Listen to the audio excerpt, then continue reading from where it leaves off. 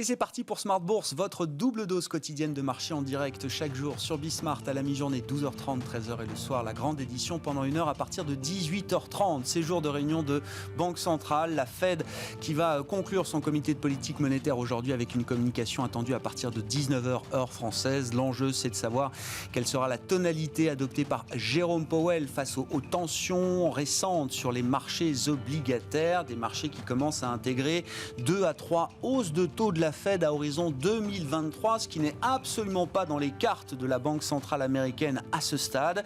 La Banque centrale américaine qui va livrer d'ailleurs ses nouvelles projections économiques et ses nouvelles projections de taux directeurs et qui nous en dira plus à ce sujet sur ses intentions dans les prochaines années. Ce sera évidemment le rendez-vous à suivre aujourd'hui, des marchés qui évoluent dans le calme en attendant ce grand moment avec des marchés européens qui évoluent proche de l'équilibre. Le CAC 40 est toujours au-delà des 6000 points, 6040 points à la mi-journée. Vous aurez le détail de cette séance dans un instant avec Nicolas Pagnès depuis la salle de marché de Bourse Direct. Notez la très bonne tenue du secteur automobile aujourd'hui en Europe.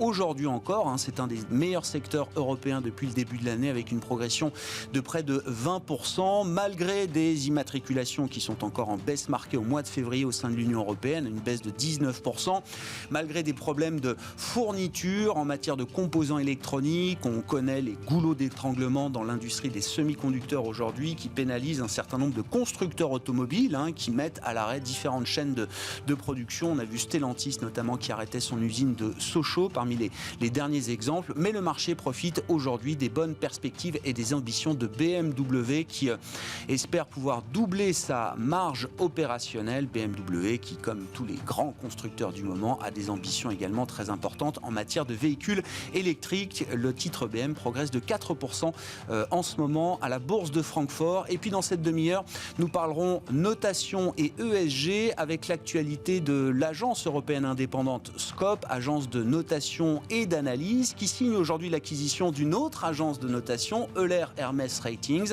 On en parlera avec les équipes de Scope qui seront avec moi en plateau pendant cette demi-heure. Et puis Scope qui publie également une grande étude sur la transparence et la qualité des données ESG à travers le monde. Là aussi, des enseignements très intéressants. Et l'Europe est bien positionnée en termes de bonnes pratiques et de transparence de ces données ESG fournies par les entreprises européennes.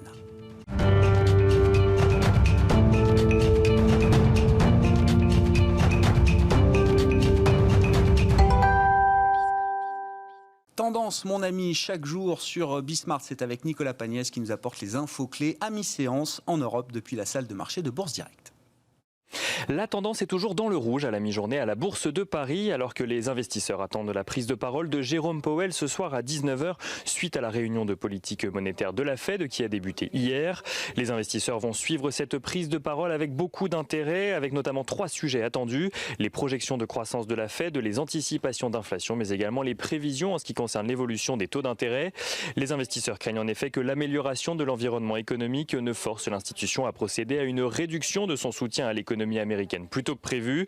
Une amélioration ressentie grâce à l'accélération de la campagne de vaccination, mais également grâce à la publication de statistiques encourageantes ou encore l'adoption du plan de relance que Jérôme Powell avait d'ailleurs appelé de ses voeux avant l'élection de Joe Biden. 3 facteurs qui pourraient donc forcer la Fed à réduire le montant de ses rachats d'actifs avant 2023, échéance fixée donc par la Fed lors de ses dernières prévisions.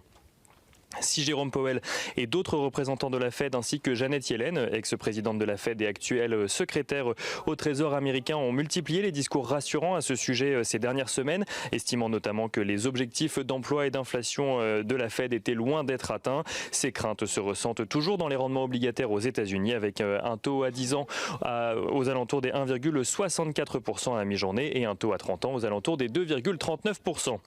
Du côté des statistiques, l'inflation en zone euro est confirmée à 0,9% sur un an au mois de février. Sur un mois, les prix à la consommation n'ont augmenté que de 0,2%, portés notamment par les prix des services et des denrées alimentaires. Et on notera également, même si cela a peu d'impact sur les marchés financiers, qu'aujourd'hui se tient en France la première vente aux enchères de Bitcoin. Celle-ci concerne 611 Bitcoins. Les ventes qui ont commencé dès 9h ont connu une légère euphorie sur les premiers lots, avec parfois des prix d'achat multipliés par 2 ou par 5 par rapport à la valeur de cotation de la monnaie virtuelle, avant de voir les prix d'achat rejoindre ceux du cours de la monnaie. Du côté des valeurs à suivre à présent à la Bourse de Paris, Orpea annonce viser une progression de son chiffre d'affaires d'au moins 6% sur l'année en cours.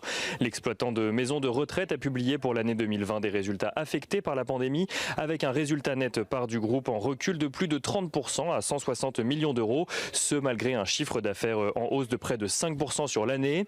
On notera également que ADP annonce un trafic en recul de 67,5% au mois de février par rapport au niveau un an auparavant, tandis que Vinci Airport fait lui part d'un recul de 84,5% sur un an toujours, donc au mois de février. Les immatriculations de voitures neuves ont reculé de 19% de leur côté au mois de février, toujours en lien avec les restrictions liées à la pandémie. Cela n'empêche pas Stellantis de gagner un peu plus de 1% à la mi-journée, tandis que Renault gagne un peu plus de 3%.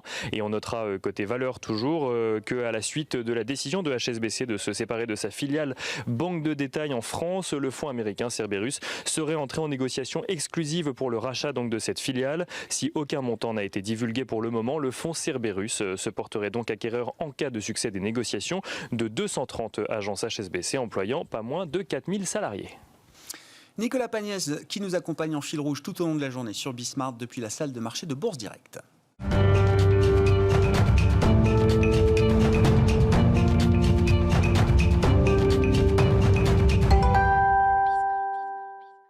État des lieux des marchés à quelques heures de la communication de la Réserve fédérale américaine. C'est la grande actualité du jour et du moment. On en parle avec Géraldine Sundström qui est avec nous par téléphone depuis Londres, Managing Director et gérante de portefeuille chez PIMCO. Bonjour et bienvenue Géraldine. Merci beaucoup d'être avec nous. Je le disais, l'actualité évidemment c'est la Réserve fédérale américaine sur fond de tensions sur les marchés obligataires américains notamment. Qu'est-ce que vous attendez en tant que gérante du discours et de la tonalité du discours de Jérôme Powell ce soir, Géraldine? On s'attend déjà de manière quantitative à deux choses. La première, c'est que la Fed devrait revoir à la hausse de manière significative ses prévisions de croissance pour l'année 2021.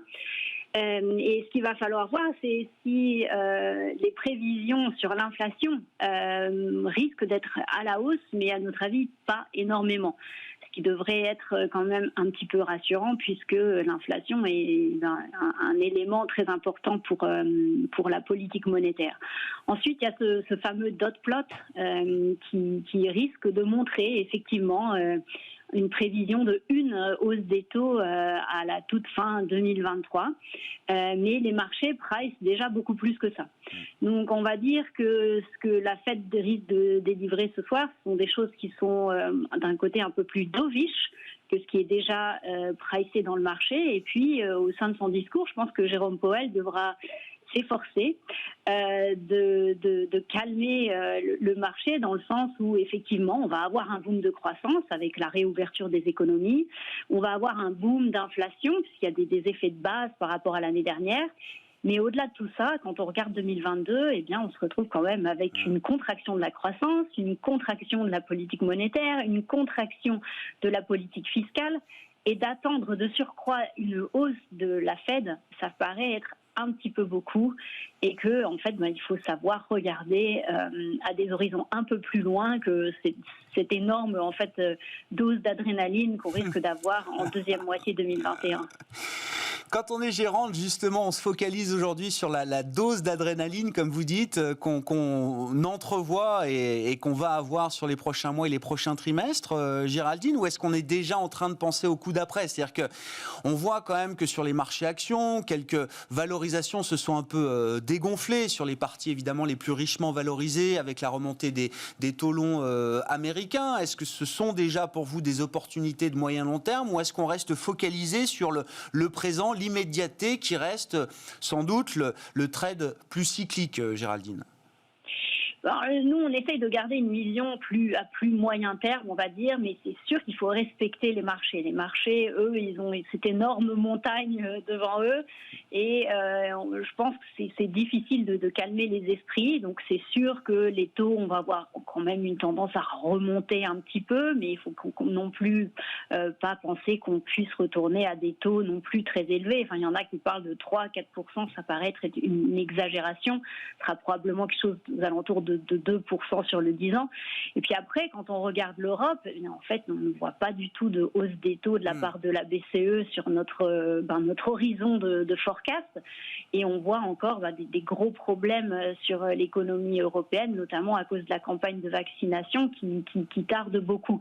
Donc je pense que le marché est en pleine romance, on va dire, l'imagination court au galop, et la vérité sera peut-être, je ne dis pas non plus que les taux sont déjà trop élevés, ou effectivement on va dans une optique d'amélioration de la croissance et de toutes ces choses-là, mais il y a un juste milieu. Et je pense qu'au niveau des valorisations, notamment des equities de certains secteurs, on imagine des choses qui, même avant la pandémie, n'existaient pas. Donc c'est peut-être une exagération aussi. Et puis la dernière chose peut-être de se dire, c'est que la réussite ou l'échec d'une compagnie n'a jamais vraiment tenu au niveau du taux d'intérêt. Ça a un impact sur la valorisation, mais probablement la manière dont le marché bouge avec chaque basis point sur le taux, disons, américain est un peu une exagération, on va dire.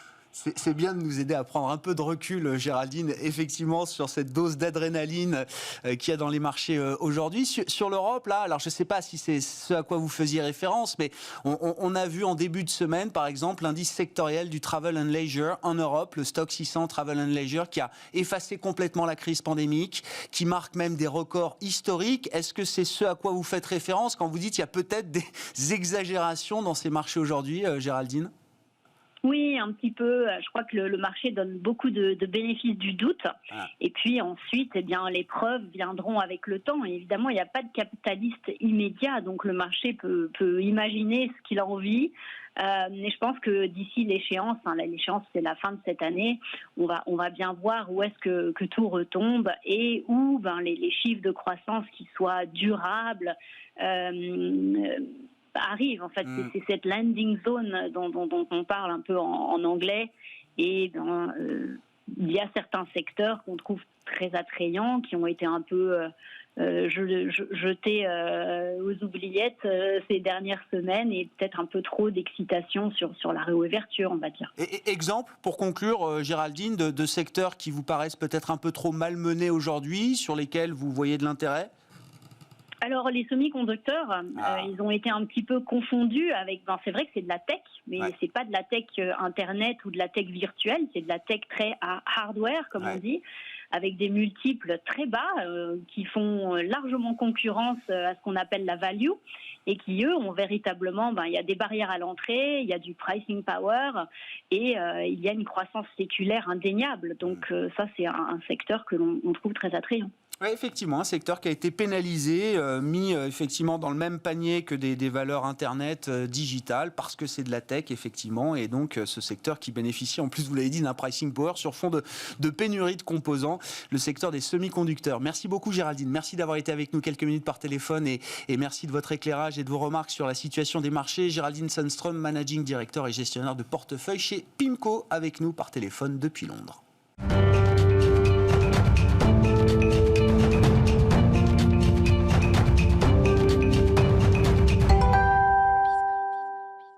Et on en vient à l'actualité du groupe Scope, une agence européenne indépendante de notation et d'analyse de marché. Les équipes de Scope sont à mes côtés en plateau avec Marc Lefebvre, directeur en charge du développement de Scope Rating pour la France, la Belgique et le Luxembourg. Bonjour Marc, bienvenue.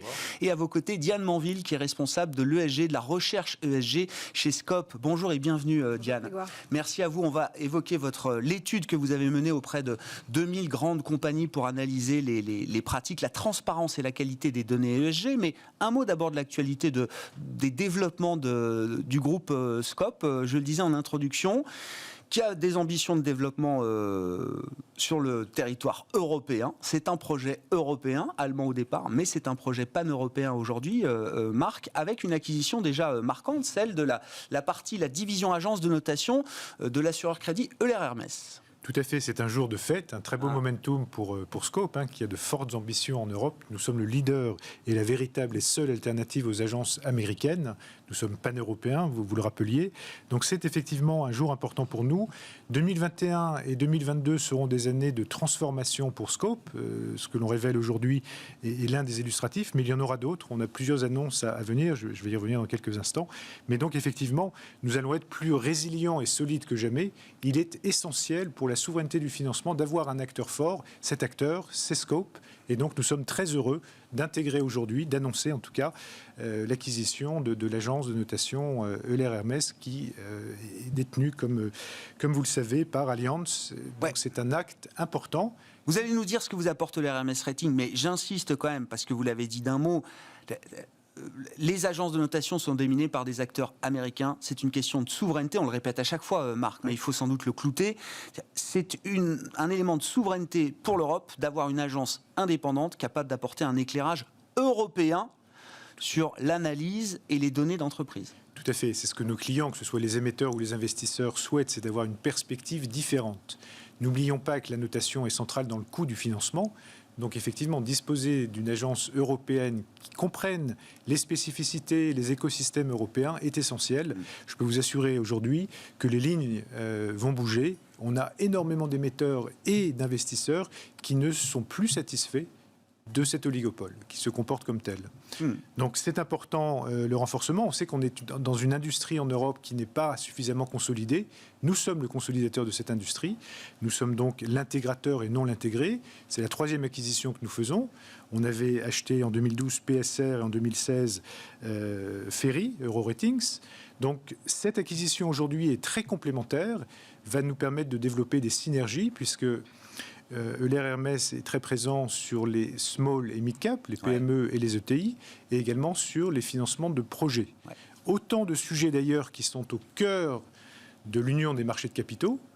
Donc c'est quelque chose qui est central. Le financement de l'économie réelle est tout à fait au cœur de la stratégie de Scope. Et avec cette acquisition, nous la renforçons davantage encore. Vous dites, Scope, il y a un projet de développement d'une entreprise privée, mais qui s'inscrit dans le cadre d'un projet politique européen, il faut le dire comme ça. Tout à fait. D'ailleurs, si Jean-Claude Trichet a rejoint notre fondation, c'est exactement sur ce sujet.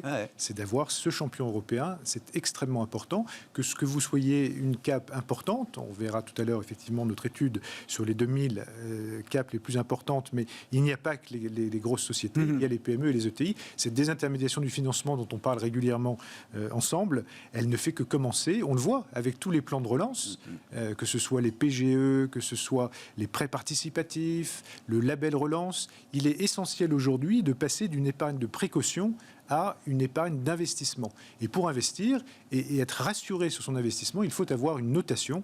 Et donc, l'agence de notation que nous sommes, principale en Europe, a un rôle au cœur de cette relance à jouer. Nous sommes très, très connectés aux instances de place et je crois qu'on peut saluer un certain nombre d'actions du gouvernement. Donc aujourd'hui, Euler Hermes Ratings, qui vous renforce là sur le mid-market, les petites et moyennes entreprises, le financement de projets, les infrastructures. Et demain, alors, Marc ? Alors demain, deux autres actes en prime.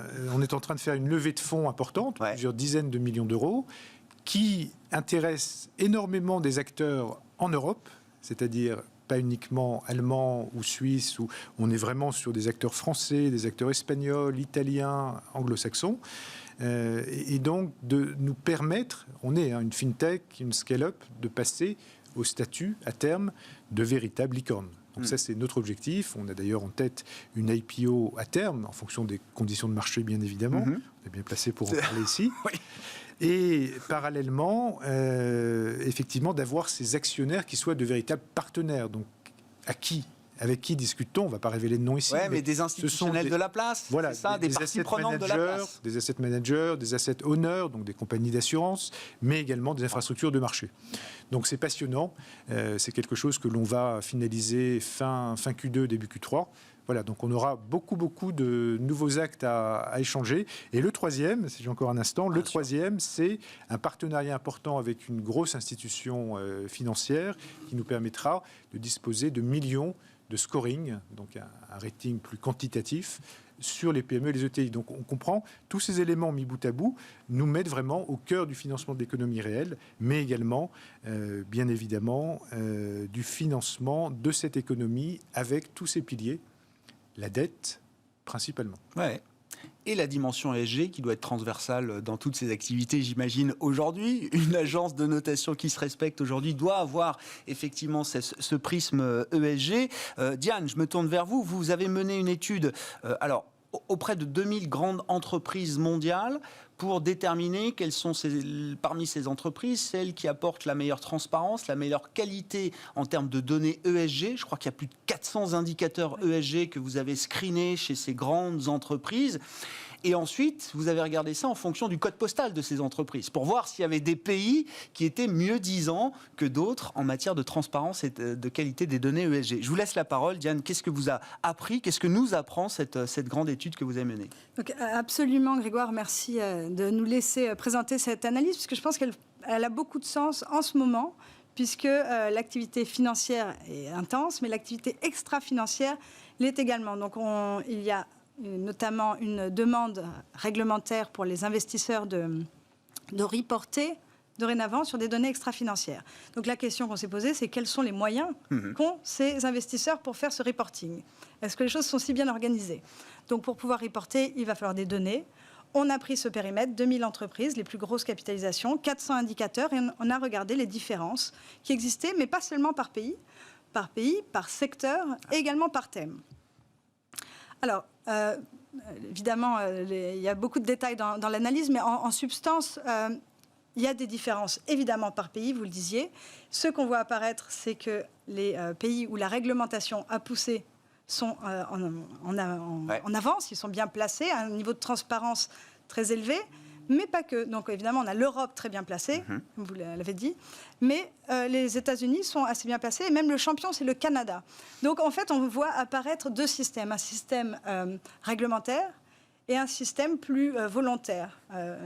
On sait qu'aux États-Unis, parce que ce n'est pas réglementaire pour l'instant, il y a des marchés efficients qui font que si l'investisseur a besoin de données, eh bien, l'entreprise va les lui donner. Donc, finalement, ce système semble fonctionner. Alors, je dis ça en émettant une réserve, puisque hier, la patronne de la SEC... L'autorité de marché américaine. Absolument, a annoncé qu'il allait peut-être falloir durcir un peu la qualité. Non pas, il ne suffit pas de reporter, mais il faut pas que de la quantité, oui, bien sûr. La qualité de ces reportings. Donc, elle a clarifié que le temps où il fallait choisir entre le bon et le rentable était fini. C'est-à-dire que maintenant, ça allait ensemble. Et donc, qu'il valait... On peut faire, les anglo-saxons disent doing well by doing good. C'est ça, on peut allier les deux. Hein. Exactement, ce n'est pas l'un ou l'autre. Et surtout, ça devient essentiel pour les investisseurs. Et il semblerait qu'il y ait des comportements intentionnels ou non, mais tout n'est pas bien reporté. Et c'est ce qu'on voit d'ailleurs dans la suite de l'analyse. Il y a des secteurs qui omettent un peu d'être transparents. Exemple, je ne sais pas, c'est pas du name and shame, mais c'est quand même des secteurs peut-être qui ont justement des marges de progression sur la transparence des données. Par exemple, dans la construction, on ne voit pas beaucoup d'éléments sur tout ce qui est égalité homme-femme. Peut-être parce que c'est un milieu très masculin. Sur le textile, on n'a pas beaucoup d'informations sur les dépenses pour les communautés. De manière générale, on n'a pas beaucoup d'informations sur la supply chain. Donc l'idée, et c'est incroyable de voir les États-Unis qui disent bon, on va peut-être avoir besoin d'un peu plus de réglementation. C'est intéressant. Et il y avait également eu une analyse de KPMG sur par pays, est-ce que les entreprises, oui ou non, reportaient des données extra-financières. Et en fait, c'est deux axes. On peut avoir beaucoup d'entreprises, mais qui reportent peu d'indicateurs. Donc, en fait, ces deux analyses sont complémentaires. Et ce qui est intéressant, c'est que, par exemple, on voit que l'analyse de KPMG montrait qu'en Asie, il y a beaucoup d'entreprises qui reportent, alors que nous, ce qu'on voit, c'est qu'ils ne reportent pas beaucoup d'indicateurs. Donc, voilà, il y a ces deux aspects à intégrer. Sur la réglementation, je vous laisse poursuivre, Diane, mais c'est un sujet qu'on avait déjà évoqué. L'Europe semble être en avance, et vous dites que c'est d'ailleurs une réglementation européenne qui a plutôt un un aspect positif, c'est plutôt un déterminant positif pour ces entreprises. Ça les élève, on va dire, au rang de meilleurs élèves aujourd'hui. Est-ce qu'il y a un risque, puisque maintenant la SEC, l'autorité de marché américaine, se met en route? Est-ce qu'il y a un risque que les États-Unis rattrapent peut-être le retard réglementaire par rapport à l'Europe, ce qui serait une bonne nouvelle dans l'absolu? Et est-ce que ça peut mettre à mal, d'une certaine manière? On en revient à la question de souveraineté européenne sur la notation et la réglementation, en l'occurrence liée à l'ESG. Est-ce que ça peut devenir un vrai challenge pour la réglementation européenne? Alors ça peut être un challenge. Dans le fond, je pense que même les investisseurs européens souhaitent avoir des données ESG des entreprises américaines. Donc, je pense que tout le monde a y gagné. Que les entreprises soient plus transparentes. Après, ce qui va exister, c'est la différence de standard. Effectivement, qu'est-ce qui compte le plus? Avoir un standard européen, ça semble vraiment important. On est aujourd'hui en avance. Effectivement, il faut regarder derrière soi parce que quand la SEC et quand les États-Unis se mettent à accélérer, quel que soit le sujet, ça peut aller très vite. Donc, effectivement, il faut être vigilant. Après, dans l'ensemble, c'est quelque chose qu'on attend quand même. Donc, l'idée, c'est qu'une convergence, on peut espérer à un moment donné. Peut-être Marc, sur ce bien point, sûr. la crise de 29 a poussé à des changements majeurs, on s'en souvient, qui ont donné naissance justement aux experts comptables et aux cabinets, aux Big Four, les Big Four. Donc aujourd'hui, ça c'était sur la partie financière. Sur la partie extra-financière, n'allons pas nous faire dire la messe par les Américains. Il est extrêmement important, et on a des discussions avec la Commission européenne, évidemment, étant la voix européenne sur ces sujets, il est extrêmement important que les standards puissent être définis par nous, pour nous.